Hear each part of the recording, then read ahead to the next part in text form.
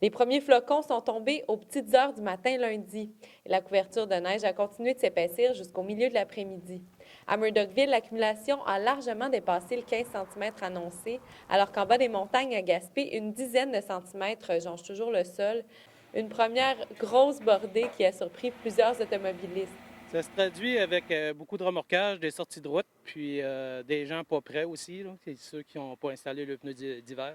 Les retardataires aujourd'hui là, sont au téléphone. Monter ça? Mère Nature en a obligé plus d'un à s'activer pour affronter l'hiver, ce qui profite immanquablement aux quincailleries en tout genre. Des grosses journées, oui. Ah oui, sûr. Ça s'arrête pas. On garde occupé. Les tires rentrent, puis sortent. On va jouer. Je viens faire poser mes pneus d'hiver, justement. Disons que ça nous a aidés à y penser. Aujourd'hui, là, Ça fait une semaine que je les ai fait commander, mais surtout les pneus, là. Nous, on les pelles, puis ces choses-là.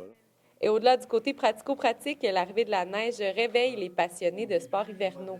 C'est l'espoir, la première neige. C'est vraiment l'espoir d'enfin pouvoir sortir la machinerie pour préparer les pistes. On a vu les premières raquettes se présenter à Bechervaise ce midi. Donc oui, on peut dire que les gens ont commencé à profiter de cette première neige-là.